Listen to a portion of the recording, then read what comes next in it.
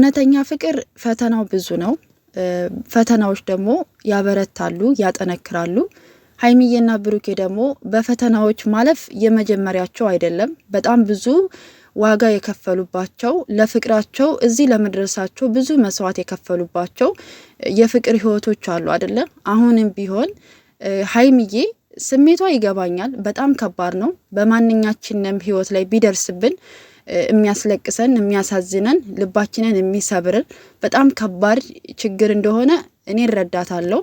ግን ደግሞ ምንም ባልተረጋገጠና ምንም ባልታወቀ ነገር ደግሞ ህይወታችሁን ሊበጠብጥ የመጣን ችግር ደግሞ አብራችሁ ተባብራችሁ መጋፈጥ ነው ያለባችሁ ብዬ ነው የማስበው። ምክንያቱም በዚህ ነገር ልጅቷ እንግዲህ ሁሉንም ሰው ለማሳመን ነው እየሞከረች ያለችው አይደለ? ይሄን ደግሞ እናንተ ቅመምዬና ብሩኬ አንድ ስትሆኑ ስትያዙ ሁሉንም ነገር ታሸንፋላችሁ ብዬ ነው የማስበውና እውነተኛ ፍቅር ደግሞ እውነተኛ ወዳጅ በችግር ጊዜ ከጎን መቆም ነው አይደለ? ስለዚህ ቅመምዬ ብዙ መስዋዕት ከፍለሻል። ከዚህ በፊትም ብሩኬም እንደዛው ብዙ መስዋዕት ከፍላችሁ ነው እዚህ የደረሳችሁት።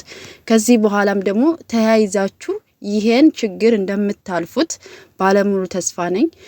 ያለምንም እንትን ማለት ነው። በዛ ላይ ደግሞ መልካም አባትን ብቻ አይደለም ጓደኛ። ልክ ነገሮችን እንዴት ልበላችሁ፣ በህይወታችሁ ውስጥ የሆነ ችግር ሲደርስባችሁ፣ በጣም ከባድ ችግር ሲደርስባችሁ፣ ግራ ስትጋቡ የሚረዳችሁ ሰው የሚያስረዳችሁ ሰው ሲኖር ነገሮች ይቀሉላችኋል። ጋሽዬ ሁሉንም ሰው የሚረዳበት መንገድ በጣም ነው የሚገርማችሁ። በቃ በጣም ከባድ ነገር ሆኖ ግን ነገሩን ቅልል አድርገው እንዲህ እኮ ቢሆን እንደዚህ ነው፣ እንዲህ ቢሆን እኮ እንደዚህ ነው ብለው የሆነ ከተጨነቃችሁበት ነገር ወረድ የሚያደርግ መካሪ አባት፣ እማያዳላ አባት፣ ለብሩኬ እውነተኛ አባቱ እስኪመስል ድረስ ለሀይሚዬም እንደዛው አባት። የእውነቴን ነው የምላችሁ፣ ማንም አባት የማያደርገውን ነው የምላችሁ። እንዴ ሌላ ሰው እኮ ሴት ልጁ እንደዚህ ተበድላበት፣ ሴት ልጁ እንደዚህ ሆናበት ማንም ሰው ዝም አይልም አይደለ? ጋሽዬ ግን በብዙ አይነት መንገድ አይቻለሁ። በነ ሩታም በነ አብርሃምም አይቻለሁ። ግን ጋሽዬ ነገሮችን የሚያይበት መንገድ በጣም የሚገርም አባት ነውና ለሁሉም አባቶች እድሜና ጤና ይስጥልን ነው ማለት የምፈልገውና ቅመምዬ ደግሞ ይህን ችግር ከብሩኬ ጎን ሆነሽ አበርትተሹ አጠንክረሹ ይህን ችግር እንደምታልፉት ባለሙሉ ተስፋ ነኝ። እግዚአብሔር ደግሞ ነገሮችን ሁሉ እንደሚያስተካክልላችሁ ደግሞ እውነት ጸሎቴም ምኞቴም አንድ ሆናችሁ ማየት ነውና ፈጣሪ መጨረሻችሁን ያሳምርላችሁ ነው ማለት የምችለውና ልጅቷ እንግዲህ የብሩኬ ልጅ ነው በቃ ከማለቶች ምንም ነገር የላትም ማለት ነውና አሁን ደግሞ አምኖ ካልተቀበለ ብዙ እርምጃ ሄዳለሁ የምትለው ነገር ደግሞ በጣም ይገርመኛል። በነገራችሁ ላይ ማለት ነው ፖሊስም ታምጣ ብዙ እርምጃም ትሂድ፣ ይሄ ልጅ እንግዲህ ምንም አልታወቀም፣ ሆድ ውስጥ ነው ያለው አይደለ? ይሄ ልጅ ደግሞ የኔ ልጅ አይደለም እያለ እየተናገረ ነው። እውነታውን አያቅም አይደለ? ስለዚህ እውነቱን በሚያቅበት ጊዜ ነው የሱ ልጅም ሆነ የሱ ልጅም አይሁን የሚታወቀው እንግዲህ ከተወለደ በኋላ ነው። ከተወለደ በኋላ ይሄ ልጅ የሱ ካልሆነ በቃ አይደለ? ይሄ ልጅ እንኳን የሱ ልጅ ቢሆን እንኳን ከሷ ጋር የመኖር ግዴታ የለበትም።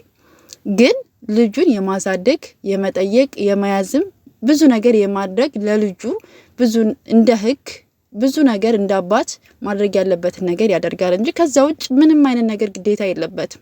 ልጅ ያለ አባት ማደግ የለበትም፣ ከኔ ጋር መኖር አለበት የሚባል አብረህ ኑር የሚል ህግ የለም።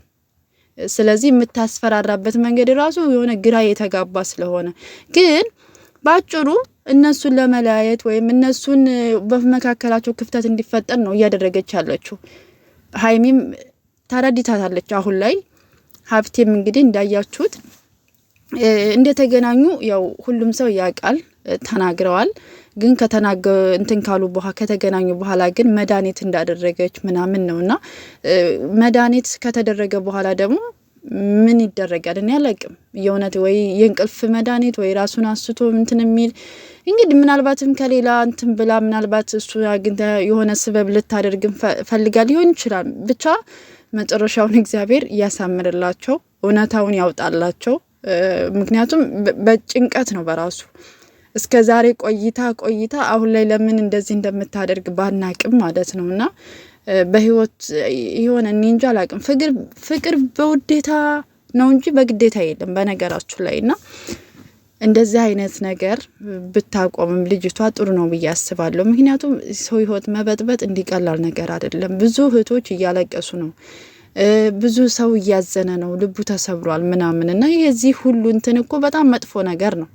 ምናልባት እነሱ ስራ እየሰሩ ሊሆንም ይችላል፣ ግን ደግሞ በጣም ከባድ ነው። በነገር ሰው ሲያዝንባችሁ፣ ሰው ሲያለቅስባችሁ በጣም ከባድ ነገር ነውና ነገሮች ሁሉ እንደሚስተካከሉ ደግሞ ባለሙሉ ተስፋ ነኝ ማለት ነው። እንግዲህ እግዚአብሔር መጨረሻቸውን ያሳምርልን ለጨሪቃዎች። እነሱ መቼም አይለያዩም። ጋሽዬም እንግዲህ ከባልሽ ማንም አይለይሽም ብለዋልና መልካም አባት እውነት እንዴት ልበላችሁ ጋሽዬ ለብቡ ያለው እምነት ለብቡ ያለው ውዴታ የሚገርም ነው። እነ ሀብቴ ጋር ስትሄዱ እነ መሌ ጋር ስትሄዱ ለሀይሚ ያላችሁ ቦታ ያላችሁ ፍቅር በጣም የሚለይ ነውና እግዚአብሔር የሆነ ይህን ቤተሰብ ደግሞ እግዚአብሔር ይጠብቀው፣ መጨረሻችሁን ያሳምርላችሁ፣ ያሰባችሁት ሁሉ ተሳክቶላችሁ አንድ ሁናችሁ ለማየት ያብቃን ነው ማለት እንፈልገው። ውድ ቤተሰቦቼ በያላችሁበት ሰላማችሁ ብዝት ይበልልኝ። ሀይሚዬና ብሩኬ ግን መቼም እንደማይለያዩ ባለሙሉ እምነት አለኝ እና ይዟችሁ አትጨነቁ ለማለት ያክል ነው። መልካም ጊዜ ይሁንላችሁ። ባይ ባይ። እግዚአብሔር ሀገራችንን ሰላም ያደርግልን።